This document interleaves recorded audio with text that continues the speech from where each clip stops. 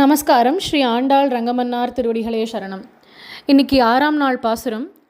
புள்ளும் சிலம்பினகான் புள்ளரையன் கோயில் வெள்ளை வெளிசங்கின் பேரரவம் கேட்டிலையோ, பிள்ளாய் எழுந்திராய் பேய்முலை நஞ்சுண்டு கள்ளச்சகடம் கலக்கழிய காலோச்சி வெள்ளத்தரவில் துயிலமர்ந்த வித்தினை உள்ளத்துக்கொண்டு முனிவர்களும் யோகிகளும் மெல்ல எழுந்து ஹரி என்ற பேரரவம் உள்ளம் புகுந்து குளிர்ந்தேலோர் எம்பாவாய் அப்படிங்கிற ஆண்டாள்.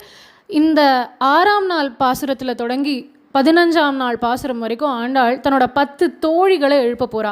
முதல் 5 நாள் பாசுரத்தில் மார்கழி மாதத்தை பற்றி, இந்த நோன்பு இருக்கிறதுக்கு என்னென்ன கடைப்பிடிக்கணுங்கிறத பற்றி, இந்த நோன்பு நோற்றால் என்னென்ன செழிப்பு ஏற்படுங்கிறத பற்றி, அதுக்கப்புறம் மழைக்கு அதிபதியான வருண பகவானுக்கு அவளிட்ட கட்டளையை பற்றின்னு இதெல்லாம் சொல்லிட்டு வந்தா. இப்போது 6ஆம் நாள் பாசுரத்துலேருந்து 15ஆம் நாள் பாசுரம் வரைக்கும் தன்னோட 10 தோழிகளை எழுப்ப போகிறா ஆண்டாள். இங்கே தோழிகளை எழுப்புறதுனா வெறுமை அவளுடைய சாதாரண உறக்கம், ராத்திரி படுத்துண்டு கார்த்தால எழுந்துக்கிறாளே, இந்த உறக்கத்துலேருந்து எழுப்பலை, ஆத்மாவை தட்டி எழுப்புறா ஆண்டாள் இந்த இடத்துல. இந்த மாயையில் சிக்கிண்டு இன்னும் மயக்கத்திலே இருந்துருக்கே நம்மளுடைய ஆத்மா, இந்த ஆத்மாவை தான் எழுப்புறா. பொதுவாக பெருமாளுக்கு தான் திருப்பள்ளி எழுச்சி அதெல்லாம் உண்டு, பாகவதாளுக்கு அப்படி எதுவும் கிடையாது. ஆனால் இந்த 6ஆம் நாள் பாசுரத்துலேருந்து 15ஆம் நாள் பாசுரம் வரைக்கும் ஆண்டாள் பெருமாளோட பக்தர்களுக்கு திருப்பள்ளி எழுச்சி பாடுறா. அதில் இந்த பாசுரம் முதல் பாசுரம். இந்த எழுப்பக்கூடிய 10 பாசுரங்களில் இது முதல் பாசுரம். புள்ளும் சிலம்பினகான் புள்ளரையன் கோயில்னு தொடங்குறது. அதாவது ஆண்டாளும் அவளுடைய சில தோழிகளும் நோன்புக்கு தயாராகிட்டா. இப்போது ஒரு தோழி இன்னும் தூங்கின்னு இருக்கான்னு இவாளுக்கு தெரியறது. இவ மட்டும் காணமே, வரலையே, 10 பேரும் காணோம், அதில் முதல் தோழி இவ தான். அவள் ஆற்றுக்கு போய் அவளை எழுப்புவோம் அப்படின்னு வரா. வந்து வாத்து வாசலில் நின்றுண்டு, நீ எழுந்துக்க கூடாதா, நாழி ஆகிடுத்து, நாங்கள்லாம் தயாராகிட்டோம் நோன்புக்கு, பெருமாள் சேவிக்கிறதுக்கு போகிறோம், நீ வரலையா அப்படின்னு எழுப்புறா. அப்போது உள்ளேன்னு அந்த தோழி குரல் கொடுக்குறா, பொழுதே விடியலை, அதுக்குள்ளே வந்து எதுக்கு எழுப்புறேங்கோ அப்படின்னு. அதுக்கு ஆண்டாள் சொல்கிறா, பொழுது விடியலையா, விடிஞ்சுடுத்து, நாங்கள்லாம் தயாராகி வந்திருக்கோமே அப்படின்னு. அந்த தோழி உள்ளேன்னு சொல்கிறாளாம், உங்களுக்கு சதா கிருஷ்ண சிந்தனை தான், கண்ணா கண்ணா கண்ணான்னு யோசிச்சுட்டு இருந்துட்டு தூங்கியிருக்க கூட மாட்டேங்கோ, விடிஞ்சுதா விடியலையா எதுவும் உங்களுக்கு தெரியாது, அப்படியே எழுந்து கண்ணனை சேவிக்கணும்னு கிளம்பி வந்துட்டேங்கோ, அதனால் விடிஞ்சுதுங்கிறதுக்கு என்ன அறிகுறி, அதை சொல்லு, நான் எழுந்து வரேன் அப்படிங்கிற அந்த தோழி. உடனே ஆண்டாள் பதில் சொல்கிறா, புள்ளும் சிலம்பினகான் அப்படிங்கிறா. புல் அப்படின்னா பறவை கூட்டங்கள், அதனால் புல்லும் சிலம்பினகான் பட்சிகள் எல்லாம் எழுந்து ஓசை எழுப்புறது. அதை வந்து வெளியில் வந்து பாரு, உனக்கே தெரியும் பொழுது விடிஞ்சுடுத்துன்னு, விடிஞ்சாதானே பறவைகள் எல்லாம் கூட்டுலேருந்து இற தேடுறதுக்கு கிளம்பும், பறவைகள் எல்லாம் கிளம்பிடுத்து வா அப்படிங்கிறா. அதுக்கு தோழி உள்ளேன்னு சொல்கிறாளாம், நீங்கள் எல்லாரும் விடியறதுக்கு முன்னாடியே எழுந்து நீங்கள் போட்ட சத்தத்தில் தான் பட்சிகள் எல்லாம் முழிச்சுன்றது, இப்போ அதுங்களும் கூட்டிலேருந்து கிளம்பிடுது, இதெல்லாம் அறிகுறியாக நான் எடுத்துக்க மாட்டேன், வேறு ஏதாவது அறிகுறி சொல்லு பொழுது விடிஞ்சுதுங்கிறதுக்கு அப்படின்னு கேட்குறா. அதுக்கு ஆண்டாள் சொல்கிறா, புள்ளரையன் கோயில் வெள்ளை வெளிசங்கின் பேரரவம் கேட்டிலையோ அப்படிங்கிறா. புல் அரையன் அப்படின்னா, புல்லுனா பக்ஷி, அரையன் அப்படின்னா அரசன். பக்ஷிகளுக்கு அரசன் யார், பக்ஷிராஜன் யார், கருடாழ்வார் தான். அதனால் புல்லரையன் கோயில் அப்படிங்கிற வார்த்தையை கோ தனியாக இல் தனியான்னு பிரிக்கணும். கோ அப்படின்னா தலைவன், இல் அப்படின்னா வீடு. பக்ஷிராஜனுக்கு தலைவன் யார், பெருமாள் தான். அந்த பெருமாளுக்கு வீடு எது, கோவில் தான். அதனால் பக்ஷிராஜனுக்கு தலைவனாக இருக்கானே பெருமாள், அந்த பெருமாளுடைய திருக்கோவிலில் வெள்ளை வெளிசங்கின் பேரரவம் கேட்டிலையோ, அந்த கோவிலில் அழகான வெண்மை நிறத்தில் இருக்கக்கூடிய அந்த சங்க முழங்கராளே, சங்கநாதம் உனக்கு கேட்கலையா அப்படின்னு கேட்குறா. பேரரவம் அப்படி ஒரு ஓசைப்படுத்தி அந்த சங்கநாதம் பண்ணுறாளே, அது கேட்கலையா அப்படிங்கிறா. வெள்ளை நிறம்ங்கிறது இந்த இடத்துல சத்துவகுணத்தை குறிக்கும். அதனால் அந்த விழிசங்கு, விழித்தல் அப்படின்னா கூப்பிடுறது, கூப்பிடுறதுக்காக தான் அந்த சங்கநாதமே பண்ணுறா. பொதுவாக கோவில்களில் வேட்டு போடுவா, சங்கத்தை முழங்குவா, வாத்தியங்கள் வாசிப்பா. இதெல்லாம் எதுக்குன்னா ஜனங்களுக்கு தெரியப்படுத்துறதுக்கு, பெருமாள் எழுந்தருள போகிறார், எல்லாரும் வாங்கோ வந்து சேவிங்கோ அப்படின்னு சொல்கிறதுக்காக தான். அதனால் அந்த சங்கத்தை முழங்குறாளே, அது உனக்கு கேட்கலையா, அந்த பேரரவம் கேட்டிலையோ அப்படிங்கிறா. அந்த பெரிய ஓசை உன் காதுக்கு எட்டலையா அப்படின்னு கேட்குறா. அப்போவும் இந்த பெண் எழுந்துக்கல. அதனால் ஆண்டாள் சரி கொஞ்சம் ஆசையாக கூப்பிட்டு பார்ப்போம் அப்படின்னு, பிள்ளாய் எழுந்திராய் அப்படிங்கிறா. ஏதும் அறியாத பெண்ணே, இப்படி தூங்கின்னு இருக்கியே, பெருமாளை எப்போ அடைய போகிறோம், பெருமாள் திருவடியை எப்போ போய் சேவிக்க போகிறோம், எழுந்துக்க கூடாதா, இந்த தூக்கமாக பிரதானம், பிள்ளாய் எழுந்திராய் அப்படிங்கிறா. அப்போவும் அவள் எழுந்துக்கல. உடனே ஏதாவது அச்சுறுத்தி பார்க்கலாம், பயப்படுத்தி பார்க்கலாம், கண்ணனுக்கு ஆபத்துன்னு சொன்னால் உடனே பயந்து கண்ணனுக்கு என்ன ஆபத்தோன்னு அலறி அடிச்சுட்டு எழுந்து போ இல்லையா, அதனால் பயப்படுத்தி பார்க்கலான்னு பேய்முலை நஞ்சு அப்படிங்கிறா. அதுக்கு உள்ளே இந்த தோழி ஆமாம் உண்டு அப்படிங்கிறா. பேய்முலை நஞ்சுண்டு அப்படின்னா என்னென்னா, ஆண்டாள் சொல்கிறா பூத்தனை அப்படிங்கிற அந்த ராட்சசி மார்பில் விஷத்தை தடவின்னு வந்திருக்கா. ஒரு அழகான பெண் மாதிரி ஒரு உருவத்தை எடுத்துட்டு கண்ணனுக்கு பால் ஊட்டுறேன் அப்படின்னு வந்திருக்கா. கண்ணனை எடுத்து தன் மடியில் வச்சுட்டு கண்ணனுக்கு பால் கொடுக்க போகிறா. அப்போது கண்ணன் அவள் தடவிண்டு வந்த அந்த விஷத்தை முதல்ல அந்த விஷத்தை உறிஞ்சானான். அடுத்து அந்த அழகான குழந்தையோட திருமுகத்தை பார்க்குறா பூத்தனை. ராட்சசி தான், ஆனால் அந்த கண்ணனோட அழகும் அந்த குழந்தை மேலே அவளுக்கு அந்த க்ஷணம் ஏற்பட்ட ஈர்ப்பும் ராட்சசிக்கு கூட பால் சுரக்க வச்சுது. அதனால் அடுத்து அந்த பாலையும் கண்ணன் உறிஞ்சான். கடைசியில் அவள் பிராணனையும் அப்படியே உறிஞ்சான். இந்த அழகான பெண்ணாக வந்திருந்த இந்த பூத்தனை அவளுடைய சுயரூபத்துக்கு மாறினான். பெரிய மலை போன்ற ஒரு உருவம் அப்படியே விழுந்து இறந்து போச்சு. ஊரில் இருக்கிறவா எல்லாரும் வந்து பயந்து பார்க்குறா, என்ன இப்போ ஏற்பட்ட பெரிய ஓசை, ஏதோ பெருசாக விழுந்த சத்தம் கேட்டதே அப்படின்னு வந்து பார்த்தா மலை மாதிரி விழுந்து கிடக்கிறா இந்த பூத்தனை. அந்த மலைக்கு மேலே ஒரு சின்ன நீல கல் பிரகாசிக்கிற மாதிரி கண்ணன் இருக்கானா. இப்போது ஊர் ஜனங்க எல்லாரும் என்ன பண்ணால், இந்த பூத்தனையோடைய உடம்பை எப்படி அப்புறப்படுத்துறதுன்னு தெரியல. இவ்வளோ பெரிய உடம்பை எப்படி எரிக்கிறது? துண்டு துண்டாக அந்த உடம்பை வெட்டி எரிச்சாலாம். அந்த உடம்பை எரிக்கிற சமயத்தில் சந்தன வாசனம் வந்து தான் பெருமாளினுடைய அதர ஸ்பர்ஷம் பட்டுது இல்லையா அவள் மேலே. அதனால் அந்த உடம்பை எரிக்கிறச்சே சுகந்தமாக வீசுறதான். இப்படி பூத்தனைன்னு வந்திருக்காடி, அவ வந்து கண்ணனுக்கு பால் கொடுக்குறா, அதுவும் நஞ்சு கலந்த பால் கொடுக்குறா அப்படின்னு பயமுறுத்துறா. அதுக்கு தோழி, இப்போ அதனால் என்ன, அந்த பாலெல்லாம் கண்ணன் உண்டான், கூடவே அவள் பிராணனையும் உறிஞ்சினான், கண்ணன் நன்னா தான் இருக்கான் இப்போது அப்படின்னு அந்த தோழி பதில் சொல்கிறா. பேய்முலை நஞ்சு அப்படின்னா ஆமாம் உண்டு, கண்ணன் நன்னா தானே இருக்கான் அப்படிங்கிறா. சரி, அடுத்தது எதையாவது சொல்லி பயப்படுத்தி பார்க்கலாம் அப்படின்னு கள்ளச்சகடம் அப்படிங்கிறா ஆண்டாள். ஒரு சக்கரமாக ஒருத்தன் வந்திருக்கான், ஒரு அசுரன், அந்த சக்கரத்தில் வண்டி சக்கரத்தில் ஒழிஞ்சுண்டு வந்திருக்காண்டி அப்படிங்கிறா. அதுக்கு உடனே அந்த தோழி உள்ளேன்னு சொல்கிறா, கலக்கழிய காலோச்சி, அந்த சக்கரமானது அந்த வண்டியானது துண்டு துண்டாக நொறுங்கும் வண்ணம் கண்ணன் தான் எட்டி உதச்சுட்டானே அதை, அதனால இப்போ என்ன, கண்ணன் நன்னா இருக்கான் அப்படிங்கிறா தோழி உள்ளேந்து. ஒரு சமயம் குழந்தை கண்ணன் அவனுக்கு ஸ்நானமெல்லாம் பண்ணி வச்சு அழகாக அலங்காரமெல்லாம் பண்ணியிருக்கா யசோதை. அன்றைய தினம் கண்ணனுக்கு ஜென்ம நட்சத்திரமா, அதனால் அவள் உள்ளே போய் தளிகை வேலையெல்லாம் பார்க்கலாம். ஆற்றுக்கு எல்லாரையும் முனிஸ்ரேஷ்டர்கள் எல்லாரையும் அழைச்சிருக்கா. எல்லாருக்கும் சாதம் போடணும், பூஜையெல்லாம் பண்ணணும் அப்படின்னு எல்லாம் சிறப்பு ஏற்பாடுகள் எல்லாம் நடந்துட்டுருக்கு. அதனால் குழந்தைக்கு அலங்காரமெல்லாம் பண்ணி தூங்கி போயிடுத்து கண்ணன். அதனால் ஒரு ஓரத்தில் குழந்தைய விட்டுட்டு யசோதை போய் தன் வேலையை பார்க்குறா. அப்போது பெருமாளுக்கு ரக்ஷைக்காக பக்கத்தில் ஒரு மாட்டு வண்டி, வெறும் வண்டியை மட்டும் அங்கே விட்டுட்டு போயிருக்கா. இப்போவும் ஊர் பக்கங்கள்லாம் இந்த பழக்கம் உண்டு, குழந்தைக்கு ரக்ஷையாக ஏதாவது வைக்கணும்னு செருப்பு, தொடப்பம், இந்த மாதிரி இரும்பு சாமானோ இல்லை வண்டி சக்கரமோ அதெல்லாம் பக்கத்தில் போடுவா. அந்த மாதிரி யசோதை இந்த ஜெகத் ரக்ஷகனுக்கே ஒரு ரக்ஷை வேணும்னு நினச்சா. ஏன்னா அவளை பொறுத்த வரைக்கும் கண்ணன் அவளோட குழந்தை, அவ்வளோதான் அவளுக்கு தெரியும். அதனால் அந்த வண்டியை அந்த இடத்துல ஒரு ரக்ஷையாக விட்டுட்டு போயிருக்கா. அந்த வண்டிக்குள்ளே சகடாசுரன்கிற அந்த அசுரன் ஒழிஞ்சுட்டு இருக்கான். இது கண்ணனுக்கு தெரியும். கண்ணன் கொஞ்ச நாளில் தூங்கி எழுந்துட்டான். எழுந்து உடனே பசி வந்துடுத்து கண்ணனுக்கு, அழறான்.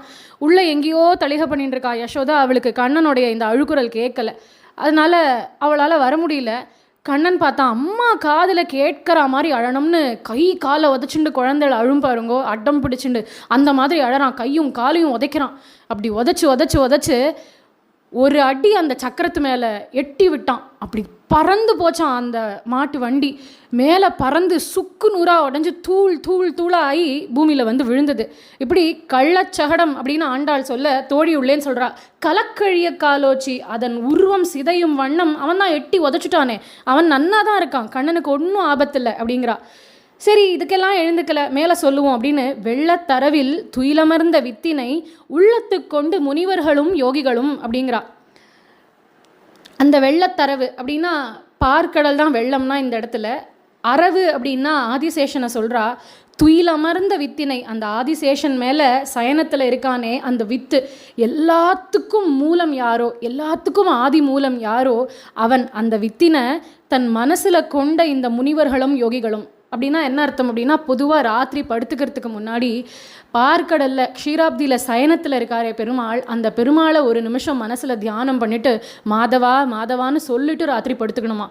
அது யோகிகளுக்கும் முனிவர்களுக்கும் தெரியும். அதனால் அவள்லாம் வெள்ளத்தரவில் துயிலமர்ந்த வித்தினை உள்ளத்துக் கொண்டு முனிவர்களும் யோகிகளும் அந்த பெருமாளை ராத்திரி நினச்சிண்டு படுத்துண்டாலே இந்த முனிவர்களும் யோகிகளும் அவள் எல்லாரும் கூட மெல்ல எழுந்துட்டா அப்படின்னு. எதுக்கு மெல்ல எழுந்துக்கிறா இந்த முனிவர்களும் யோகிகளும் அப்படின்னா, மனசில் க்ஷீராப்தியில் சயனத்தில் இருக்கிற அந்த பெருமாளையோ தியானம் பண்ணிட்டு படுத்துட்டுருக்கா. இப்போ அவள் மனசுக்குள்ளே பெருமாள் இருக்கார். கார்த்தால எழுந்துக்கரிச்சே திடுக்குன்னு எழுந்துண்டா பெருமாளுக்கும் அங்கே திடுக்குன்னு இருக்கும் இல்லையா. அந்த அதிர்ச்சி பெருமாளுக்கு ஏற்படக்கூடாதுன்னு முனிவர்கள் யோகிகளெல்லாம் பொறுமையாக மெல்ல எழுந்துக்கிறாளாம். உள்ளேந்து இப்போ தோழி கேட்குறா, முனிவர்கள் யோகிகள் எழுந்துட்டான்னு சொல்கிறியே, அதுக்கு என்ன அடையாளம் அப்படின்னு. உடனே ஆண்டாள் சொல்கிறா, ஹரியென்ற பேரரவம் உள்ளம் புகுந்து குளிர்ந்தேலோர் எம்பாவாய் அப்படிங்கிறா. முனிவர்கள் யோகிகள் எல்லாம் கார்த்தால எழுந்த உடனேவே ஹரிநாம ஸ்மரணை பண்ணுவா. கார்த்தால எழுந்து 7 முறை ஹரி ஹரி ஹரி ஹரின்னு சொல்லணுமா. அதே மாதிரி சாப்பிட்றதுக்கு முன்னாடி கோவிந்தனை நினைக்கணுமா. வெளியில் எங்கேயாவது கிளம்புறதுக்கு முன்னாடி கேசவா அப்படின்னு சொல்லிட்டு கிளம்பணுமா. ராத்திரி படுத்துக்கிறதுக்கு முன்னாடி மாதவான்னு சொல்லணுமா. இதெல்லாம் முனிவர்களுக்கும் யோகிகளுக்கும் நன்னா தெரியும். கார்த்தால அவள் எல்லாரும் எழுந்துட்டா, எழுந்து ஹரிநாம ஸ்மரணை பண்ணுறா. பேரரவம் பெரிய சத்தமாக கேட்கறது அந்த ஹரிநாம ஸ்மரணை. உன் காதுக்கு எட்டலையா, அது உன் மனசுக்குள்ளே போய் உன் மனசை குளிர வைக்கலையா அப்படின்னு ஆண்டாள் கேட்கிறா. உள்ளம் புகுந்து குளிர்ந்தேலோ ரெம்பாவாய் அப்படிங்கிறா. உடனே தோழி எழுந்துண்டா, ஆமாம் ஹரிநாம ஸ்மரணை கேட்கறது, இந்த ஸ்மரணை கேட்டும் என்னால் எப்படி தூங்க முடியும், ஹரி ஹரி ஹரின்னு அந்த நாம சங்கீர்த்தனம் ஒலிக்கிறது. ஆமாம் நானும் எழுந்துட்டேன், என் மனசை குளிர வைக்கக்கூடிய அந்த நாமத்தை நானும் ஸ்மரிக்க போகிறேன் அப்படின்னு இந்த தோழி எழுந்து ஆண்டாள் கோஷ்டியோடு வந்து சேர்ந்து கொண்டாள். இந்த பாசுரத்தில் ஆண்டாள் தன் தோழியை எழுப்புற மாதிரி நம்மளுடைய ஆத்மாவை தட்டி எழுப்புறா. எழுந்துக்கோ, போகிறோம், இந்த உறக்கம் போகிறோம், இந்த சம்சாரத்தில் சிக்கிண்டு இன்னும் எத்தனை நாள் இந்த மயக்கத்தில் இருக்க போகிற, இந்த பெரும் மயக்கத்துலேருந்து எழுந்துக்கோ அப்படின்னு நம்ம ஆத்மாவை தட்டி எழுப்புறா. இந்த மாதிரி தன்னுடைய ஆத்மாவை தன் குருவுடைய உதவியோடு தட்டி எழுப்பி விட்டலன் திருவடியில் சமர்ப்பித்த ஒரு பக்தையுடைய சரித்திரத்தை தான் இன்றைய தினம் நம்ம அனுபவிக்க போகிறோம். அது ஒரு கார்த்திகை மாதத்துடைய ஏகாதசி, கைஷிக ஏகாதசி. பண்டரிபுரத்தில் ஆஷாட ஏகாதசியும் கைஷிக ஏகாதசியும் ரொம்ப விசேஷம். லட்சோபலட்சம் பக்தர்கள் வருவா. அதுவும் பாத யாத்திரையாக நடந்து வந்து பெருமாள் அங்கே சேவிக்கிறதுக்கு வருவா. விட்டலனை பொறுத்த வரைக்கும் பலதரப்பட்ட பக்தர்கள் உண்டு அவனுக்கு. பெருமாளுக்கு என்றைக்குமே ஜாதி மத இன பேதங்களே கிடையாது. இது எல்லாத்துக்கும் அப்பாற்பட்டவன் அவன் இல்லையா. அதனால தானே அன்னமையா அவருடைய கீர்த்தனத்தில் பாடுறார், அந்தரிக்கு ஸ்ரீஹரி அந்தராத்மா, எல்லாருக்குள்ளேயும் அந்தராத்மா அவன் தான் அப்படின்னா அவனுக்கு ஏது பேதம். அதனால் எல்லாரும் சேவிக்கிறதுக்கு வரா விட்டலனை சேவிக்க. கோவிலில் ஜே ஜே ஜே ஜேன்னு கூட்டம், நாம சங்கீர்த்தனம், பஜனை, ஆட்டம் பாட்டம், அப்படியே குதூகலமாக உற்சவமாக இருக்குது. இப்படி எல்லாரும் ஆடி பாடி கழித்து அந்த விட்டலனை கொண்டாடி பக்தியில் திளைத்து அதுக்கப்புறம் எல்லாரும் கூட்டம் எல்லாம் கலைஞ்சு போக ஆரம்பிக்கிறது கொஞ்சம் கொஞ்சமாக. அன்றைய தினம் அந்த சன்னதியில் நாமதேவரும் இருக்கார். நாமதேவருக்கு பக்கத்துலேயே இவருக்கு பொழுது புலர்ந்தா பொழுது சாஞ்சா எப்போவுமே விட்டலன் தான், கோவில்லையே தான் இருப்பார் அவர். அதனால் பெருமாள் சேவிக்கிறதுக்காக கோவிலுக்கு வந்திருக்கார். அப்போது எல்லாரும் கலைஞ்சு போயிட்டா நாமதேவர் ஒன்று பார்க்குறார். என்ன அப்படின்னா, பெருமாள் சன்னதிக்கு நேர, விட்டலன் சன்னதிக்கு நேர ஒரு குட்டி பொன் குழந்தை, சின்ன பொண்ணு நின்றுண்டு தன் 2 கரங்களையும் கூப்பி கொண்டு அந்த பெருமாளை பார்த்து தேம்பி தேம்பி அழறது. கண்லேருந்து ஜலமாக கொட்டுறது அந்த குழந்தைக்கு. அந்த கண்ணனை அந்த குழந்தை பார்த்த விதம் எப்படி இருந்ததுன்னா, அப்படியே அவனை அணைச்சி தன்னோட ஆற்றுக்கு அழைச்சின்னு போயிடணுங்கிற மாதிரி அந்த குழந்தை பார்க்குறது. அந்த பார்வை நாமதேவருக்கு புரியறது. இவெல்லாம் மகான்கள் சொல்லாமலே பக்தியை புரிஞ்சுப்பா இல்லையா. அதனால் அவர் பார்க்குறாரு, இந்த குழந்தை கண்ணனை பார்க்குற விதத்தில் எத்தனை அன்பு தெரியறது, எத்தனை பிரேம தெரியறது, யார் இந்த குழந்தை அப்படின்னு அந்த குழந்தை பக்கத்தில் வந்து கேட்குறார். கண்ணா குழந்தை, நீ யாருமா, எங்கேருந்து வந்திருக்க, உங்கள் அம்மா அப்பாலாம் எங்கே இருக்கா அப்படின்னு கேட்குறார். அதுக்கு அந்த குழந்தை பதில் சொல்கிறது,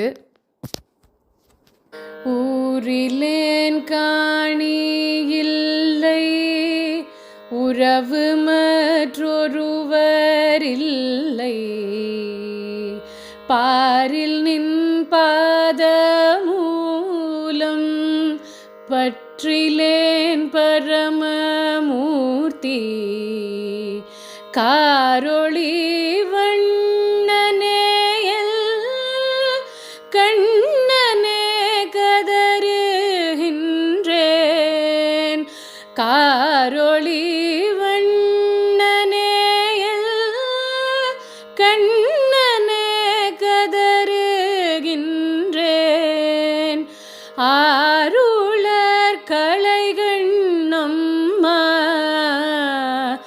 ரங்கமனஹருளானே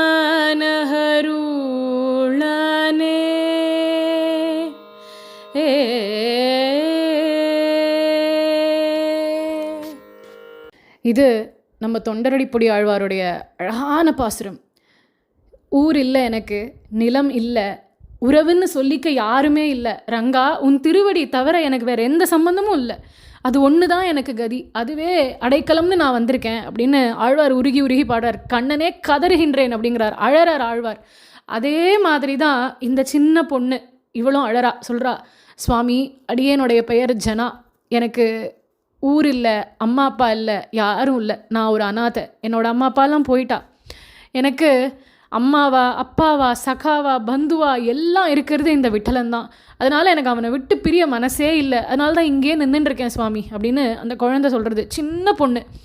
இதை கேட்ட நாமதேவருக்கு மனசுருகி போச்சு. உடனே நாமதேவர் சொன்னாராம், நீ ஒன்றும் கவலைப்படாதம்மா, என் கூட வா, உன்னை நான் எங்காத்துக்கு அழைச்சின்னு போகிறேன், நீ அங்கேயே தங்கிக்கோ, இங்கே பக்கத்துலேயே தான் இருக்குது, தினமும் நீ கோவிலுக்கு வந்து விட்டலனை சேவிச்சுட்டு போகலாம், அதனால் என்னோட வா அப்படின்னு நாமதேவர் அவளை கூட்டின்னு போகிறார் வாத்துக்கு.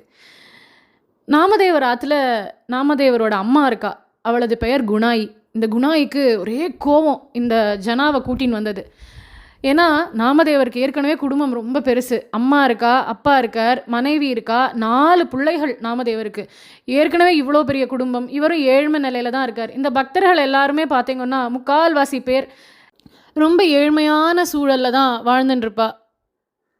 அவள் வந்து வறுமையில் வாடினான்னு சொல்லவே கூடாது, ஏன்னா வறுமை இருக்கும், ஏழ்மை நிலை இருக்கும், ஆனால் அவகிட்ட வாட்டமே இருக்காது, ஏன்னா அவகிட்ட பக்தி தான் இருக்கும். அவளை பொறுத்த வரைக்கும் இந்த பிறவிங்கிறது பக்தி பண்ணி பெருமாள் திருவடியை நம்ம அடையிறதுக்கு பெருமாள் நமக்கு கொடுத்த வாய்ப்பு, இப்படி தான் அவள் பாப்பா, அவள் கண்ணோட்டமும் அதுதான்.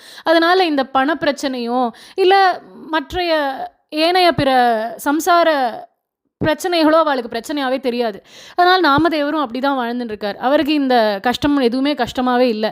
அதனால் அவர் பாட்டுக்கு இந்த குழந்தை ஆத்துக்கு ஆஷன் வந்து இவளும் இங்கேயே வளரட்டும் அப்படின்ட்டார். அதனால் குணாயிக்கு மட்டும் இதில் உடன்பாடு இல்லை. எப்போ பாரு அந்த கோபத்தை ஜனா மேலே காட்டுறா, ஜனாவை திட்டுறது, வெய்யறது, அவளை அப்படியே அடிக்கிறது, இந்த மாதிரி இருந்துட்டுருக்கா. ஆனால் அந்த சின்ன குழந்தை ஜனா அவளுக்கு அவ்வளோ பக்குவம். பக்தி இருக்கிற மகான்களோ இந்த மாதிரி சந்துக்களோ ரொம்ப பக்குவப்பட்டிருப்பா. அவளுக்கு கோபமோ அடுத்தவா மேலே வருத்தமோ தோன்றவே தோன்றாது. அது வந்து குருவுடைய கட்டாட்சம், பகவானுடைய அனுகிரகம் அவளுக்கு. இதுக்கு இன்னொரு உதாரணம் என்னென்னா, ஒரு சமயம் 1933ஆம் ஆண்டு வாரணாசிக்கு மகாபெரியவா தன்னுடைய சீடர்களோடு எழுந்தருளியிருந்தார். அப்போது வாரணாசியில் எல்லாரும் பேசிக்கிறா, ஜகத்குரு வந்திருக்கார் அப்படின்னு. அப்போது அங்கே இருந்த சில பண்டிதர்களுக்கு ஒரு பொறாமை, இவர் என்ன ஜகத்குரு, அப்படி என்ன ஜகத்குரு அப்படிங்கிற மாதிரி. உடனே பெரியவா வந்தோடனே அவகிட்ட கேட்குறா, ஏதோ ஜகத்குருன்னெல்லாம் சொன்னால் ஒரு 20-30 சீடர்கள் தான் இருக்கா அவங்க கூட, என்ன ஜகத்குரு அப்படிங்கிற மாதிரி பேசுகிறா. உடனே பெரியவா வினயத்தோட பதில் சொல்கிறார், ஜகத்குருன்னா நீங்கள் என்ன நினச்சேன்னு எனக்கு தெரியாது, இந்த ஜகத்குருவுக்கு வேறு அர்த்தம் அப்படின்னாலாம். அதுக்கு உடனே அந்த பண்டிதா கேட்குறா, என்ன ஜகத்குருக்கு என்ன அர்த்தம், ஜகத்துக்கு குரு அதானே ஜகத்குரு அப்படின்னு. பெரியவா சொன்னாலாம், நீங்கள் நினச்சின்னு இருக்கிற அர்த்தம் அது, என்னை பொறுத்த மட்டும் ஜகத்குருன்னா இந்த ஜகத்தே எனக்கு குரு, இந்த உலகத்தில் ஒருத்தரையும் பார்த்து நான் ஒரு விஷயம் கற்றுக்கிறேன், ஜகமே எனக்கு குரு தான், அதனால தான் ஜகத்குரு அப்படின்னாராம். இந்த மாதிரி ஒரு வியாக்கியானத்தை மகாபெரிவா கொடுத்துருக்கா. இந்த மகான்கள் கிட்ட அந்த வினயம் இருக்கும், அந்த சகிப்புத்தன்மை இருக்கும், அந்த பொறுமை இருக்கும். அதே மாதிரி தான் இந்த ஜனாபாயும் இருக்கா. இவ்வளோ வெசாலும் அடித்தாலும் பரவாயில்ல, போயிட்டு போகிறது, நம்ம கூட விட்டலன் இருக்கான் அப்படின்னு இவளுக்கு கார்த்தால தொடங்கி பொழுது சாயிற வரைக்கும் வேலை சரியாக இருக்கும். ஆற்றுல இருக்கிற அத்தனை வேலைகளையும் ஒரு பணிப்பெண்ணாக இருந்து பார்த்துன்னு இருக்கா அந்த ஜனாபாய். நாமதேவரை தன்னோட குருவாக பாவிச்சுண்டா. ஏன்னா அந்த வீட்டில் வளர்கிறதுனால குழந்தைகள் எந்த சூழ்நிலையில் வளர்றாளோ அப்படி தான் அவளுடைய குணமும் மாறும் இல்லையா. இந்த வீட்டில் நாமதேவருடைய அபங்க சத்தம் கேட்டுட்டே இருக்கும், எப்போ பாரு பாட்டு, எப்போ பாரு நாம ஜபம், அபங்கங்கள் இப்படியே தான் இருக்கும். சந்துக்கள் வந்துட்டும் போயிட்டும் இருப்பா இவாத்துக்கு. இப்பேற்பட்ட சூழலில் ஒரு பணிப்பெண்ணாக வேலை பார்க்குறா இந்த ஜனாபாய். அதனால் இவளுக்கும் சின்ன வயசுலேருந்தே அந்த அபங்கங்கள் மேலே ஒரு ருச்சி, அந்த பெருமாள் நாமா மேலே ஒரு ஈர்ப்பு. அதனால் அன்றாடம் அவள் பார்க்கக்கூடிய வேலைகளில் அந்த வேலையெல்லாம் பண்ணிண்டே நடுவில் நாமஜபம், அபங்கங்கள் பாடுறது. அவள் அபங்கங்கள்லாம் எப்படி இருக்கும் அப்படின்னா, நான் ஆற்றை பெருக்கின்னு இருக்கேன், கண்ணன் முரத்தை வச்சுட்டு குப்பையெல்லாம் அள்ளி போட்டுன்னு இருக்கான். இந்த மாதிரி அபங்கங்கள் மேலோட்டமாக கேட்டால் பெரும்பாலும் இவளோட வந்து ஒரு சேவகனாக இருந்துட்டு இவளுக்கு உதவி பண்ணுறான்ற மாதிரி தோணும். ஆனால் இதுக்கு ரெட்ட அர்த்தம். குப்பைகள் எல்லாத்தையும் நான் களையிறேன், அந்த குப்பை அத்தனையும் எடுத்து வெளியில் தூக்கி எறிகிறான் அந்த கண்ணன். ஏன்னா நாமம் மூலமாக அவன் நம்ம மனசுக்குள்ளே போய் மனசுக்குள்ளே இருக்கிற அத்தனை குப்பை சத்தையும் தூக்கி வெளியில் கொட்டுறான் இல்லையா? இதுதான் நாமத்துடைய மகிமைன்னு நம்ம நேற்றைய தினம் கூட பார்த்தோம் அஜாமிளோபாக்கியானத்தில். இப்படி ஜனாவுடைய அபங்கங்கள் எல்லாத்துலேயும் அவளுடைய அன்றாட வேலைகளை பற்றின குறிப்புகளும் இருக்கும். நான் ஒரு பணிப்பெண் அப்படின்னா எனக்கு தினமும் வந்து உதவி பண்ணுறானே கண்ணன், அவனும் ஒரு சேவகன் தானே அப்படிங்கிற மாதிரி எல்லாம் அந்த பாவத்தில் எல்லாம் அபங்கங்கள் எழுதியிருக்கா ஜனா. 300க்கும் மேற்பட்ட அபங்கங்கள் அவளுடையது. எல்லாமே ஆற்று வேலைக்கு நடுவில் எழுதின அபங்கங்கள் தான். இப்படி பாரதியார் அவரோட கண்ணன் பாட்டில் சொல்கிறார், ரொம்ப தைரியமாக உரிமையோடு சொல்கிறார், கண்ணன் என் சேவகன் அப்படின்னு. அவருடைய கண்ணன் பாட்டு அந்த சீரீஸ் நீங்கள் எடுத்து பார்த்தீங்கனாலே கண்ணன் என் சேவகன், கண்ணன் என் தோழன், கண்ணன் என் காதலன், கண்ணன் என் குழந்தை, கண்ணன் என் அரசன், எல்லாமாவும் கண்ணனை பார்க்க முடியும். எந்த பாவத்தில் பார்க்குறோமோ அப்படியே பெருமாள் நமக்கு அனுகிரகமும் பண்ணுவான். அதனால் பாரதியார் அவரோட பாட்டில் ரொம்ப அழகாக சொல்கிறார், எங்கிருந்தோ வந்தான் இடைச்சாதி நான் என்றான். மேலே கண்ணன் சொல்கிறானா, மாடு கன்று மேய்த்திடுவேன், மக்களை நான் காத்திடுவேன், வீடு பெருக்கி விளக்கேற்றி வைத்திடுவேன், சொன்னபடி கேட்பேன், துணிமணிகள் காத்திடுவேன், சின்ன குழந்தைகளுக்கு சிங்கார பாட்டிசைத்தே ஆட்டங்கள் காட்டி அழாதபடி பார்த்திடுவேன், காட்டு வழி ஆனாலும் கள்ளர் பயமானாலும் இரவில் பகலில் எந்நேரம் ஆனாலும் சிரமத்தை பார்ப்பதில்லை, தேவரீர் தம்முடனே சுற்றுவேன், தங்களுக்கோர் துன்பமுறாமற் காப்பேன், கற்ற வித்தை ஏதும் இல்லை காட்டு மனிதன் அப்படின்னு கண்ணன் தன்னையே சொல்லிக்கிறான். அந்த மாதிரி பாரதியார் அந்த கவிதையை எழுதியிருக்கார். அதில் இப்போ பாரதியார் கேட்குறாராம் கண்ணன்ட்ட, உனக்கு ஏது பேர்ப்பா, என்ன பேர், என்ன கூலி கேட்ப அப்படின்னு. அதுக்கு கண்ணன் சொல்கிறான், ஒன்றும் இல்லை, கண்ணன் என்பார் ஊரில் உள்ளோர் என்னை அப்படிங்கிறான் கண்ணன். கூலி என்ன கேட்ப அப்படின்னு கேட்டால், காதல் பெரிதெனக்கு காசு பெரிதில்லை என்றான். அதே தான் ஜனா சொல்கிறா. ஜனா கிட்ட கொடுக்கறதுக்கு என்ன இருக்குது, பாரதியார் கிட்ட கொடுக்கறதுக்கு என்ன இருந்தது, யார்கிட்டையும் எதுவும் இல்லை. முதல்ல நம்மக்கிட்ட என்ன இருந்தாலும் எதை கொடுத்தா நிறக்கும். நம்மளை படைச்ச பரந்தாமனுக்கு நம்மக்கிட்ட இருக்கிற எண்ணத்தை கொடுத்தா தான் போகிறோம், எதுவுமே போகாது. அதனால் மனசு ஒன்று தான் இருக்குது, அந்த மனசில் காதல் பிரேமை அதுதான் இருக்குது. அதை தான் ஜனா வாரி வாரி வாரி கண்ணனுக்கு கொடுத்தா. இப்படி பாரதியார் மேலும் பாடுறார், ரொம்ப அழகான கவிதை தொகுப்பது. அதில் இன்னும் சொல்கிறார், எங்கிருந்தோ வந்தான் இடைச்சாதி நான் என்று சொன்னான், இங்கிவனை யான் பெறவே என்ன தவம் செய்து விட்டேன், கண்ணன் எனதகத்தே கால் வைத்த நாள் முதலாய் எண்ணம் விசாரம் எதுவும் அவன் பொறுப்பாயின. எந்த கவலையும் எனக்கு இல்லை, எந்த விசாரமும் எனக்கு இல்லை, எல்லாம் கண்ணன் பொறுப்பு அப்படின்னு இந்த இடத்துல சரணாகதி பற்றி கூட சொல்கிறார் பாரதியார். இப்படி தான் ஜனாவும் கண்ணன் பார்த்துப்பான், எது இருந்தாலும் விட்டலன் இருக்கான் விட்டலன் இருக்கான் அப்படின்னு அவளோட அன்றாட வேலைகளுக்கு நடுவில் நாமஜபம் பண்ணிகிட்டே அவளோட வாழ்க்கை ஓடின்னு இருக்கு.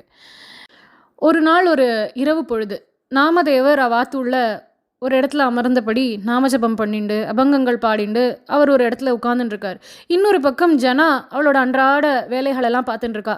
இவா 2 பேர் முழிச்சுட்டு இருக்கா, மற்ற எல்லாரும் தூங்கின்னு இருக்கா. அந்த ஆற்றுல ரொம்ப பெரிய மழை பயங்கரமாக கொட்டுறது, காற்றும் மின்னலும் இடியுமா இருக்குது. நாமதேவர் கண்ணே திறக்கலை, அவர் பாட்டுக்கு நாமஜபத்தில் இருக்கார். ஜனா பாட்டுக்கு அவளோட வேலையெல்லாம் பார்த்துட்டு இருக்கா. திடீர்னு இவா இருக்கக்கூடிய அந்த குடிசை வீடு அதோடைய கூரை பிச்சுண்டு போயிடுது காற்றுல. ஆனால் ஒரு துளி மழை கூட இவா யார் மேலேயும் விழலை. ஜனா நிமிந்து பார்க்குறா, கூரை பிச்சுன்னு போயிடுத்து, மழை துளிகள் இத்தனை நாளைக்கு நம்ம மேலே விழுந்து தொப்பமாக இருக்கணும், எதுவுமே வரலையேன்னு நிமிந்து பார்த்தா மின்னல் வெட்டுற மாதிரி இருக்குது. மின்னல் மட்டும் வருது, மழை துளிகள் மேலே வரலையேன்னு பார்த்தா பெருமாளினுடைய சுதர்சன சக்கரம் அப்படியே சுழண்டுன்னு இருக்கு. கூரையாக வந்து மேலே சுதர்சன சக்கரம் சுற்றின்னு இருக்கான். அந்த மழை துளிகளை வாத்துக்குள்ளே வராமல் பெருமாள் காப்பாற்றுறான். இது என்ன ஆச்சரியம்னு பார்க்குறா ஜனா, கண்ணில் ஜலம் கொட்டுறது அவளுக்கு. இப்படி கூரையை காப்பாற்றிட்டார் பெருமாள் சக்கராயுதத்தை கொண்டு. ஆனால் சுவரை காப்பாற்ற முடியலையாம் அவரால். சுவர் இடிஞ்சு விழுந்துடுத்து. அதனால் விட்டலனே நேர வந்து அந்த ராத்திரியோட ராத்திரியாக மண்ணை கொண்டு மண் சுவர் எழுப்புறார் பெருமாள். பூசின்னு இருக்கார் வாசலில் உட்காண்டு. இதை ஜனா பார்க்குறா, இது என்ன கொடுமை, பெருமாள் வந்து இங்கே இருந்துட்டு மண் சுவர் எழுப்புறானா அப்படின்னு. நேராக ஓடி போய் நாமதேவரை கூப்பிடுறா, சுவாமி சுவாமி ஹரி வந்திருக்கான் ஹரி வந்திருக்கான் அப்படின்னு. ஆண்டாள் பாடுறாளே இந்த பாசுரத்தில், ஹரி என்ற பேரறவம் உள்ளம் புகுந்து குளிர்ந்தேலோர் எம்பாவாயின், ஹரி வந்திருக்கான் சுவாமி ஹரி வந்திருக்கான் அப்படின்னு. நாமதேவர் மனம் குளிர்ந்து அப்படி கண் விழிச்சு பார்க்குறார். பார்த்தா விட்டலன் சொட்ட நனைஞ்சுண்டு அவாத்து சுவரை சரி பண்ணிட்டு இருக்கான். இதை பார்த்த நாமதேவருக்கு மனசு கஷ்டமாக எடுத்து, கண்ணா உனக்கு தலையெழுத்தா, இப்படி உன் பக்தனாத்துக்கு வந்து சுவர் எழுப்பணும்னு உனக்கு என்ன தலையெழுத்தா? இதெல்லாம் கூடவாடா நீ பண்ணணும் கண்ணா அப்படின்னு அழறார் நாமதேவர். அப்போ கண்ணன் சொன்னானா, நீங்களாம் பண்ணுறதுக்கு எவ்வளோ வேலைகள் இருக்குது. பாகவதாளுக்கு கைங்கரியம் பண்ணுறீங்கோ, பகவானான எனக்கு கைங்கரியம் பண்ணுறீங்கோ, சந்துக்கள் வரா போகிறா அவளுக்கு அன்னம் விடுறீங்கோ, எவ்வளோ விஷயங்கள் பண்ணுறீங்கோ. உங்களுக்கு அதெல்லாம் சந்தோஷம். எனக்கு என் பக்தாளுக்காக ஓடி போய் அவளுக்கு உழைக்கிறதுல எனக்கு சந்தோஷம். உழைக்கிற தெய்வம் அவன், உழைப்பாளி தெய்வம் அவன் இல்லையா?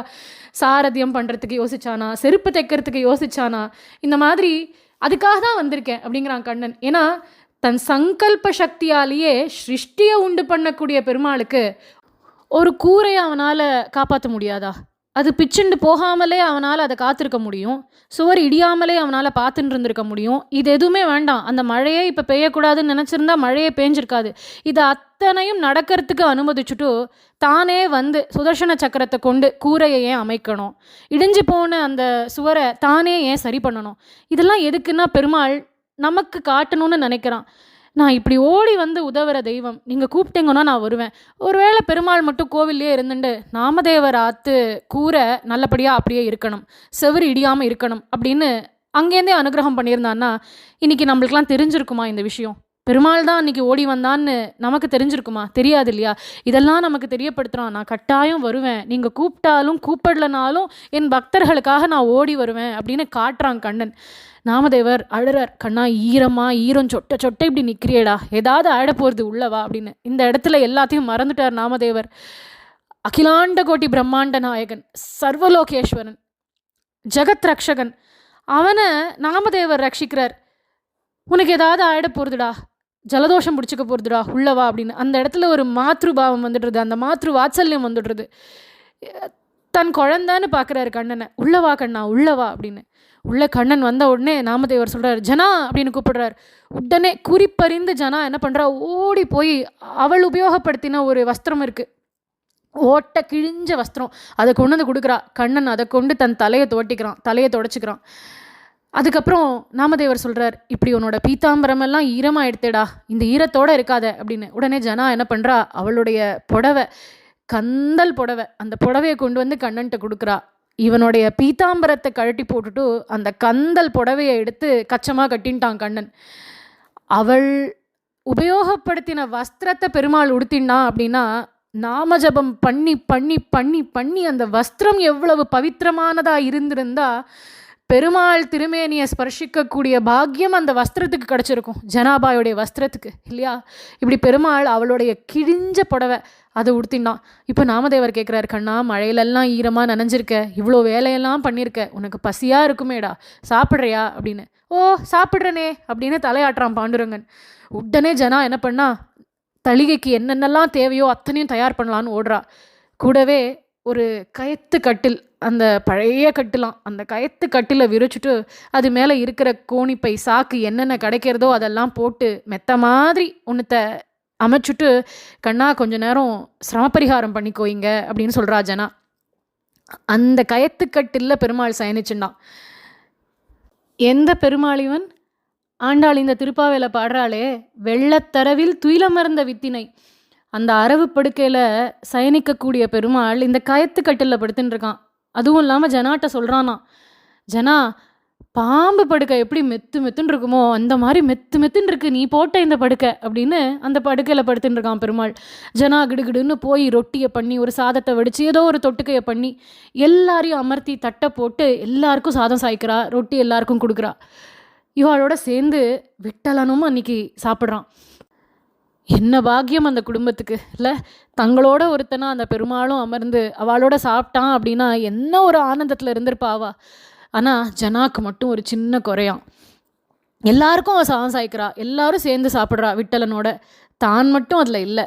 என்னை மட்டும் பெருமாள் ஒதுக்கிட்டானே, அவனோட உட்காந்து சாப்பிட்றா அந்த பாக்கியம் எனக்கு மட்டும் கிடைக்கலையே அப்படின்னு மனசு நொந்து போய்க்கிறா. அதை பெருமாளுக்கா தெரியாது. பெருமாள் யாரையும் அப்படி அதிருப்தியில் விட்டுட மாட்டான் இல்லையா? அதனால சாப்பிட்டாயிடுத்து. இப்போ நாமதேவர் சொல்கிறார், கிருஷ்ணா நீ இன்னைக்கு இங்கேயே ஓய்வு எடுத்துக்கோடா, வெளியில் மழையும் காற்றுமா இருக்குது, இந்த மழையும் காற்றுலையும் நீ வெளியில் போக வேண்டாம், இன்றைக்கி இங்கேயே ஓய்வு எடுத்துக்கோ, கார்த்தால் விடியறதுக்குள்ளே உன் சுப்பிரபாத சேவை அங்கே ஆறத்துக்குள்ளே நீ இங்கேருந்து கிளம்பிடலாம் அப்படின்னு. அதனால் பெருமாளும் அவாத்துலேயே அன்றைய தினம் சயனிச்சுண்டான். ஜனா அவளுடைய அறைக்கு போகிறா. போயிட்டு மிச்சம் மீதி இருக்கிற உணவெல்லாம் தன் தட்டில் போட்டுட்டு சாப்பிடலான்னு உட்கார்றா. அப்போது பெருமாள் ஒசப்படாமல் எழுந்து வந்தானாம். வந்து அவள் அரைக்கதவை தட்டி, ஜனா பசிக்கிறது, சாப்பிட ஏதாவது வச்சிருக்கியா அப்படின்னு கேட்டானாம். அவளுக்கு அவ்வளோ சந்தோஷம். இதுதானடா எதிர்பார்த்தேன், உன் கூட சேர்ந்து சாப்பிட முடியாதா அப்படின்னு தானடா ஆசைப்பட்டேன். என்கிட்டயே வந்து எனக்கு பசிக்கிறதுன்னு சொல்கிறியே, ஆனால் கிருஷ்ணா என்கிட்ட இருக்கிறது மிச்சம் மீதி உணவுடா, இவ்வளோ தாண்டா இருக்குது அப்படிங்கிறா. அது போரும், வா நம்ம சேர்ந்தே சாப்பிட்லாம் அப்படின்னு ஜனாவும் விட்டலனுமா சேர்ந்து சாப்பிட்றா. சாப்பிட்டுட்டு விடிய விடிய கதைகள் பேசுகிறா, அபங்கங்கள் பாடுறா. ஜனா அதை பெருமாள் கேட்டுட்டே இருக்கான். ஆஹா பேஷ் பேஷ் அப்படின்னு ரசிக்கிறான் அவளுடைய அபங்கங்களை. இப்படி அபங்கங்கள் பாடி பாடி பாடி கடைசியில் ஜனா தூங்கியே போயிட்டா. பெருமாள் என்ன பண்ணுறான், கார்த்தால பொழுது விடியறது, ஜனாவை எழுப்புறான். ஜனா எழுந்துரு எழுந்துரு, உனக்கு ஆற்று வேலையெல்லாம் நிறைய இருக்கே, நீ மாவு அரைக்கணுமே, இன்னும் தூங்கின்னு இருக்கே அப்படின்னு. ஜனா சொல்கிறா, நான் ராத்திரியே அரைச்சிட்டேன் கிருஷ்ணா, மாவெல்லாம் அப்புறம் பார்த்துக்கலாம், எனக்கு தூக்கம் வருது கண்ணா அப்படிங்கிறா. அது கண்ணன் சொல்கிறான், ராத்திரி அரைச்ச மாவை தான் எல்லாருக்கும் ரொட்டி பண்ணி போட்டுட்டேன், இப்போ மாவு இல்லை, வா எழுந்துரு, உனக்கு நான் ஒத்தாசை பண்ணுறேன் ஜனா, சேர்ந்தே அரைக்கலாம் வா, அபங்கங்கள் பாடிண்டே அரைச்சா உனக்கு சிரமமே தெரியாது அப்படிங்கிறான். உடனே கண்விழிச்சு எழுந்துட்டாவோ. உன் கூட மாவு அரைக்கணுமா, நீ எனக்கு ஒத்தாசை பண்ண போறியா, நான் அபங்கங்கள் பாட போகிறேன்னா, தோ வரேன் அப்படின்னு எழுந்து வரா. இயந்திரத்தில் ஒரு பக்கம் கையை பிடிச்சுட்டு ஜனா அப்படி சுத்துறா. அவள் பின்புறத்தில் விட்டலன் உட்காந்து கொண்டு அவளோட கையை அவனும் பிடிச்சிண்டு அந்த இயந்திரத்தை சுற்றுறான். இப்படி மாவு அரைக்கிறா. இன்றைக்கும் பண்டரிபுரத்துலேருந்து கொஞ்சம் தூரத்தில் அந்த இயந்திரம் ஒரு ஊரில் வச்சுருக்கா. அங்கே போனால் அதுக்கு முன்னாடி ஒரு கண்ணாடியும் இருக்கும். இந்த இயந்திரத்தை பக்தாலாம் போய் சுற்றிண்டு அந்த கண்ணாடியை பார்க்கணும். அந்த கண்ணாடியில் தங்கள் பின்புறத்தில் தங்களோட விட்டலன் இருக்கிறத அவள் உணர்ந்துக்கணும். அந்த மாதிரி ஜனாவோட சேர்ந்து மாவெல்லாம் அரைச்சி கொடுத்துட்டு பெருமாள் சுப்பிரபாத சேவைக்குள்ளே கோவிலுக்கு எழுந்துருளிட்டான். அப்போ ஜனா நிறுத்துறா பெருமாளை. கண்ணா கண்ணா ஒரு நிமிஷம் நில்லு, நீ உடுத்தின்னு இருக்கிற வஸ்திரம் என்னோட பழைய கிழிஞ்ச புடவடா, உன் பீதாம்பரம் காஞ்சுடுத்து, இந்த அதை உடுத்திண்டு போ அப்படிங்கிறா. பெருமாள் சொல்கிறான், வேண்டாம் வேண்டாம், எனக்கு இந்த வஸ்திரம் ரொம்ப பிடிச்சிருக்கு, உன் வஸ்திரத்தை நான் உடுத்திக்கிறேன், என் பீதாம்பரத்தை இன்னைக்கு நீ உடுத்திக்கோ அப்படின்னு சொல்லிட்டு இவன் கிளம்பிட்டான். இப்போ கோவிலில் சுப்பிரபாத சேவை, கதவெல்லாம் நட திறக்கிறா. திறந்து பெருமாளை பார்த்தா கிழிஞ்ச கந்தல் புடவை உடுத்திண்டு நிற்கிறான் பெருமாள். ஆபரணங்களெல்லாம் காணோம். கோவில்காராளுக்கு பயம் வந்துடுது. இது என்னது, இது கிழிஞ்ச புடவையில் இருக்கார், கிழிஞ்ச வஸ்திரம், நேற்றைய தினம் ராத்திரி நட சாத்திரத்துக்கு முன்னாடி பெருமாளுக்கு உடுத்தின வஸ்திரம் இது இல்லையே, பீதாம்பரத்துலையோ இருந்தான் அப்படின்னு பார்க்குறா. அவளே ஒருத்தருக்குள்ள ஒருத்தர் பேசிக்கிறா. ஓ, இது ஜனாவோட புடவை மாதிரி தான் தெரியறது, இவ்வளோ கந்தல் புடவை அவளோடதாக தான் இருக்கும், அவளது தான் இது அப்படிங்கிறா. பண்டரிபுரத்தில் பக்தாளாத்துக்கு பெருமாள் போய் அவளோட இருந்து சந்தோஷமாக சாப்பிட்டுட்டு ஓய்வு எடுத்துகிட்டு வர்றதுங்கிறது ரொம்ப சகஜமாக நடக்கக்கூடிய விஷயமா. அதனால் அவள் சொல்லிக்கிறா, பெருமாள் தான் அவாத்துக்கு போயிருப்பான் போல் இருக்கு, அங்கே போய் விசாரிப்போம் நகையெல்லாம் என்ன ஆச்சுன்னு அப்படின்னு. எல்லாரும் வரா. வந்து ஜனாட்ட கேட்குறா. பார்த்தா ஜனா கிட்ட பெருமாளுடைய பீதாம்பரம் இருக்குது. ஜனா கூடவே அந்த நகைகள் எல்லாம் இருக்குமே, அதெல்லாம் கொடு அப்படிங்கிறா கோவில்காரா. ஜனா சொன்னாலாம், பீதாம்பரம் மட்டும்தான் பெருமாள் கொடுத்தார், நகை ஏதும் இங்கே இல்லையே அப்படிங்கிறா ஜனா. அதுக்கு கோவில்காரா சொல்கிறாளாம், இல்லை இல்லை, உள்ளே போய் சோதனை பண்ணி பாருங்கோ, கட்டாயம் அப்போது உண்மை தெரிஞ்சிடும் அப்படின்னு. உள்ளே போய் பார்த்தா ஜனாவுடைய படுக்கைக்கு பக்கத்தில் பெருமாள் தன்னுடைய ஆபரணங்களெல்லாம் கழட்டி வச்சுட்டு போயிருக்கான். வேணும்னே கழட்டி வச்சுட்டு போயிருக்கான். கண்ணன் ஏதோ ஒரு காரணத்துக்காக ஒரு லீலையை நடத்தியே ஆகணும்னு முடிவு பண்ணிட்டான் அப்படின்னா அதை யாரால் மாற்ற முடியும்? ஏதோ ஒரு காரணத்துக்காக பண்ணுறான்னு தெரியறது, என்ன காரணம்னு ஜனாவுக்கு புரியல. அழறா, சொல்கிறா, இல்லை இல்லை, நான் திருடலை, நான் திருடக்கூடியது கண்ணன் மனசை மட்டும்தான், அவன் மனசு ஒன்று தான் எனக்கு வேணும், அவனோட நகை மேலெலாம் எனக்கு பற்றே கிடையாது, இந்த நகையை நான் ஏன் திருட போகிறேன் அப்படிங்கிறா. அதுலேயும் அவளுக்கு ஜனாக்கு என்ன கஷ்டம்னா, அவளுக்கு கெட்ட பேர் வர்றதை பற்றி அவள் கவலைப்படல, தன் குருவான நாமதேவரையும் எல்லாரும் பழித்து பேசுவாளே, அவர் வளர்த்த பொண்ணு கடைசியில் பத்தியா கடைசியில் திருடிடுத்து அப்படின்னு சொல்லுவாளே, அதுக்காக பயப்படுறா. இல்லை நான் திருடலைங்கிறா. ஊருக்காரா ஏற்றுக்கிற மாதிரி இல்லை, யாரும் நம்பலை. இந்த கோவில்காரா இவளை கழுமரம் ஏற்றிடலாம், ஏன்னா இந்த மாதிரியான தவறுகளுக்கெல்லாம் தண்டனை கடுமையாக இருந்தால் தான் நாளைக்கு யாரும் இதை திருப்பி பண்ண மாட்டா அப்படின்னு ஊர்லேருந்து கொஞ்சம் தூரத்தில் அந்த கழுமரம் இருக்குது, அந்த இடத்துக்கு ஜனாவை ஆஷன் போகிறா. ஜனாக்கு எந்த வருத்தமும் இல்லை, ஒரே வருத்தம் நாமதேவருக்கு கெட்ட பேர் வந்துடக்கூடாதுன்னு தான். நாமதேவர் பாவம் அழறார் பெருமாள்கிட்ட போய், பாண்டுரங்கா இது என்ன சோதனை, நேற்றுக்கு நீதானே எங்கள் ஆற்றுக்கு வந்த, நீதானே ஜனாவோட பேசின்னு இருந்த, நீதானே உன் வஸ்திரத்தை அவள்கிட்ட கொடுத்துட்டு அவள் வஸ்திரத்தை வாங்கி கட்டின்னு போன, இது என்ன வீண் பழி, நீ வந்து சாட்சி சொல்லக்கூடாதான்னு கதறார். பெருமாள் மௌனமாக இருக்கார். இங்கே ஜனாவோ விட்டலா விட்டலா விட்டலான்னு ஜபிச்சுன்னு இருக்கா, அபங்கங்கள் பாடின்னு இருக்கா. அவளுக்கு வருத்தமே இல்லை. அந்த கழுமரமானது அப்படியே உருகி, ஒரு பனிக்கட்டி உருகினா என்னாகும், அந்த மாதிரி உருகி காணாமல் போயிடுது. ஊர்க்காரா இதை பார்க்குறா. பார்த்தவா எல்லாருக்கும் ஆச்சரியம். ஆஹா, இந்த பொண்ணு நிஜமாவே பெருமாளுடைய அன்புக்கு பாத்திரமானவள் தான், இவள் திருடியெல்லாம் கிடையாது, உண்மையான பக்தையை போய் இப்படி நினச்சிட்டோமேன்னு எல்லாரும் மன்னிப்பு கேட்குறா. பெருமாள்கிட்டையும் மன்னிப்பு கேட்குறா. இந்த லீலையை பகவான் பண்ணதுக்கு என்ன காரணம்னா, இத்தனை நாள் இந்த ஜனாபாய நாமதேவராத்தில் பணிப்பெண் ஒருத்தி இருக்கா, அவள் பேர் ஜனா, அவ்வளோதான் எல்லாருக்கும் தெரியும். அவளோட அபங்கங்கள் பற்றியோ அவளுடைய பக்தியை பற்றியோ அவள் பக்திக்கு பகவானே மனசு உருகினாங்கிறத பற்றியோ யாருக்கும் தெரியாது. அதை பிரகடனப்படுத்தணுன்னா அதுக்கு பெருமாள் இந்த மாதிரி ஏதாவது ஒரு லீலையை புரிஞ்சாதானே அது நடக்கும். அதுக்காக இந்த சோதனையை பண்ணி அவள் யார் அப்படிங்கிறத அந்த ஊருக்கு பெருமாள் காட்டினான். இப்போது ஜனாபாய்க்கும் நாமதேவருக்கும் அவ்வளோ சந்தோஷம். எந்த கெட்ட பேரும் இல்லாமல் பக்தன்னு எல்லாரும் ஏற்றுன்ட்டாளே அப்படின்னு ஆனந்தப்பட்டு போகிறார் நாமதேவர். இன்னும் மேலையும் பெருமாள் மேலே பல அபங்கங்கள் 2 பேரும் பாடுறா. ஆனால் இன்னும் ஜனாபாய் ஆற்று வேலைகள் எதையுமே நிறுத்தலை. இன்னும் அவள் பணிப்பெண்ணா என்னென்னலாம் பண்ணிட்டு இருந்தாலோ அதெல்லாம் பண்ணிகிட்டே தான் இருக்கா. இப்படி இருக்க ஒரு நாள் ஜனாபாய் விரட்டி தட்டுறா. அவளோட நித்தியப்படி வேலைகள்லாம் அதுவும் ஒன்று. விரட்டி தட்டி விரட்டி காய வச்சு எடுத்து வச்சுப்பா. தளிகைக்கு அடுப்பு மூட்டுறதுக்கு அந்த விரட்டி உபயோகப்படுத்திப்பா. எங்கேயோ உள்ளே போயிட்டு வெளியில் வந்து பார்த்தா விரட்டி கம்மியாக இருக்குது. இவ எண்ணி வச்சுட்டு போயிருக்கா. அவ்வளோ விரட்டி அங்கே காணோம். நிறைய விரட்டி இல்லை. கத்ரா ஜனாபாய், எங்கே போச்சு இந்த விரட்டியெல்லாம்? யார் இந்த ஊரில் விரட்டி கூட திருடுறா? யார் இந்த திருட்டை பண்ணது அப்படின்னு கத்ரா. அப்போ பக்கத்து வீட்டில் இருந்த ஒரு பெண் ஓடி வரா. வந்து, என்னடி இப்படி கூச்சல் போட்டுன்னு இருக்க? விரட்டியை போய் யாரடி திருடுவா அப்படின்னு கத்ரா. அதுக்கு ஜனா சொல்கிறாளாம், நான் ஏதோ விரட்டியை காணோன்னு கத்தின்னு இருக்கேன், நீயே சம்மந்தமே இல்லாமல் நீயே அங்கேருந்து இங்கே வந்து உன் விரட்டியை யார் திருடுவான்னு கேட்குறியே, ஒருவேளை நீ தான் திருடினியோ? குற்றமுள்ள நெஞ்சு தானே குறுகுறுக்கும். எங்கே உன் விரட்டியெல்லாம் எடுத்துட்டு வா, அதில் என்னோட விரட்டி இருக்கான்னு பார்க்குறேன் அப்படின்னு சொல்கிறா ஜனா. அதுக்கு அந்த பெண் சொல்கிறா, அது எப்படி உன் விரட்டி எது என் விரட்டி எதுன்னு நீ கண்டுபிடிப்ப? எல்லா விரட்டியும் ஒரே மாதிரி வட்டமாக தான் இருக்க போகுது. நீ மட்டும் என்ன வேறு ஏதாவது ஒரு வடிவத்தில் பண்ணியிருக்கியா விரட்டிய, தட்டினியா விரட்டிய அப்படின்னு கேட்குறா. இல்லை நீ கொண்டு வா, ஏன் நான் கண்டுபிடிப்பேன் அப்படிங்கிறா ஜனா. அந்த பெண்ணும் போய் விரட்டி எல்லாத்தையும் எடுத்துன்னு வரா. ஒரு விரட்டியாக ஜனா உடைக்கிறா. டக்கு டக்கு டக்குன்னு சத்தம் கேட்குறது. ஒரு பக்கம் அடிக்கிண்டே வரா. ஒரு விரட்டி எடுத்து உடைக்கிறா. விட்டல் விட்டல் விட்டல்னு சத்தம் கேட்குறது. எந்த விரட்டிலெல்லாம் விட்டல் விட்டல் விட்டல்னு சத்தம் கேட்குறதோ அது அத்தனையும் ஜனாவோட விரட்டின்னு தனியாக எடுத்து வச்சுட்டா.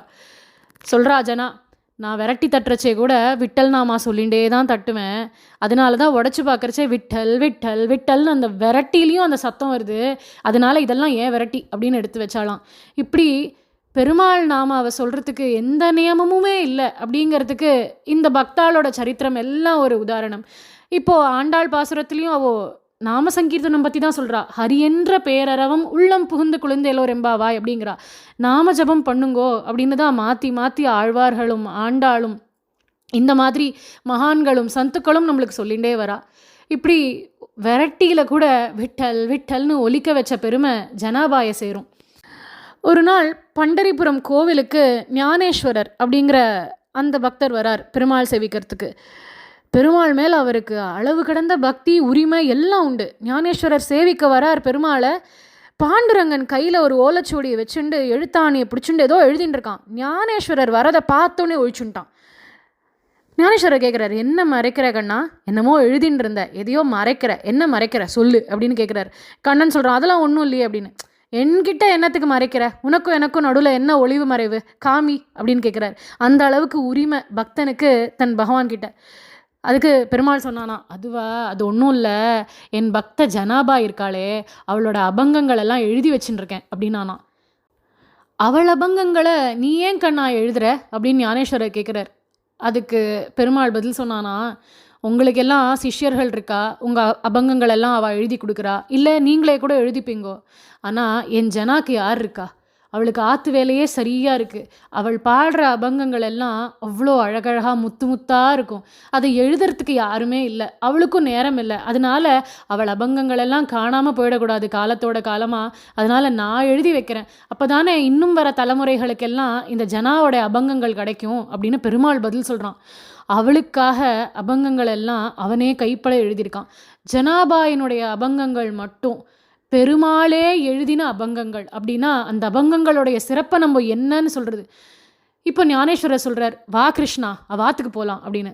பெருமாளும் ஞானேஸ்வரருமா நாமதேவர் ஆற்றுக்கு வரா. வந்த உடனே ஞானேஸ்வரர் சொல்கிறார், நாமதேவரே சீக்கிரம் வெளியில் வாங்கோ, கண்ணனை அழைச்சின்னு வந்திருக்கேன் அப்படின்னு. ஓடி வரார் நாமதேவர். என்னாச்சு என்னாச்சு, இன்னைக்கு கண்ணனோடு வந்திருக்கேங்கோ அப்படின்னு. கண்ணன் சொன்னானா, ஒன்றும் இல்லை, ஜனாவை பார்க்கணும், அதுக்கு தான் வந்திருக்கோம், ஜனாவை கூப்பிடுங்கோ அப்படின்னு. உடனே பின்னாடி போய் ஜனாவை கூப்பிட போகிறா. ஜனா அப்பவும் விரட்டி தான் தட்டின்னு இருக்கா. தன் கையெல்லாம் அலம்பிண்டு ஓடி வரா, கண்ணன் வந்திருக்கான் அப்படின்னு. உடனே அப்போது ஞானேஸ்வரர் சொல்கிறார், ஒன்றும் இல்லை நாமதேவரே, இன்றைக்கி பெருமாளை சேவிக்கலான்னு போனேன் கோவிலுக்கு.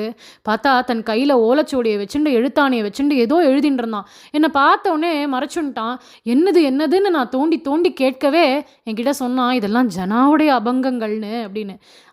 அந்த அபங்கங்களை நாமதேவர் வாங்கி படிக்கிறார். அவ்வளோ அழகாக எழுதியிருக்கா ஜனா. அதில் முத்திரை என்னென்னா ஜனின்னு அவளுடைய முத்திரை இருக்குது. கூடவே நாமதேவர் பெயரும் அந்த அவளுடைய முத்திரையில் வந்துடும். அதனால் தன் குருவான நாமதேவரை சொல்லாமல் அவளுடைய அபங்கங்கள் பூர்த்தியாகவே ஆகாது. இப்படி அவளுடைய அபங்கங்கள் அவ்வளோ அழகாக இருக்குது. பாண்டுரங்கன் சொல்கிறான், நான் அப்போது இவளுடைய அபங்கங்கள் எனக்கு ரொம்ப பிடிக்கும், நான் அப்படியே மனசு உருகி போயிடுவேன். யார் ஜனாவுடைய அபங்கங்களை பாடுறாளோ படிக்கிறாளோ அவளுக்கு என்னுடைய பரிபூர்ண அருளானது கிட்டும் அப்படின்னு பாண்டுரங்கனே சொல்கிறான். இதை கேட்ட ஜனா சந்தோஷத்தில் வெட்கப்பட்டு தலகுனிஞ்சு நிற்கிறாளாம்.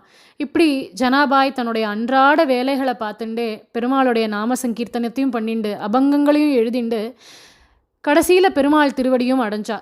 அதனால் இந்த பாசுரத்தின் மூலமாகவும் ஜனாபாயோடைய இந்த சரித்திரத்தின் மூலமாகவும் நம்மளுக்கு தெளிவாக ஒரு விஷயம் புரியுறது.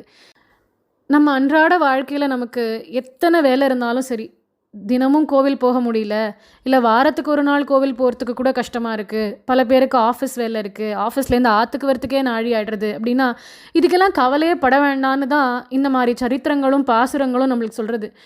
என்ன முடியறதோ, இது எதுவும் பண்ண முடியலையா, நாம சங்கீர்த்தனமாவது பண்ணுவோமே.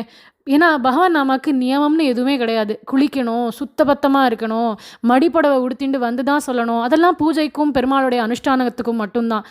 பகவான் நாமாவுக்கு இந்த மாதிரி நியமங்கள் கிடையாது. அதனால் எப்பப்போல்லாம் முடியறதோ, கோவிலுக்கே போக முடியலனா கூட அவன் நாமாவை சொன்னால் போகிறோம். எங்கெல்லாம் அவன் நாமா ஒலிக்கிறதோ அது எல்லாமே அவன் கோவிலாக மாறிடும். ஏன்னா அந்த இடத்துக்கு பெருமாள் பிரத்யட்சமாக வந்து நிற்பான். நம்மளால் ஒரு வேளை அவனை பார்க்க முடியலனா, ஸ்வரூபமாக பார்க்க முடியலனாலும் அரூபமாவது அந்த இடத்துல பெருமாள் கட்டாயம் நிற்பான். அதை தான் இந்த பாசுரத்தின் மூலமாகவும் ஜனாபாயோட சரித்திரத்தின் மூலமாகவும் நம்ம தெரிஞ்சுக்கிறோம். நாளைய தினம் நாளைய பாசுரத்தை அனுபவிக்கலாம். ராதே கிருஷ்ணா.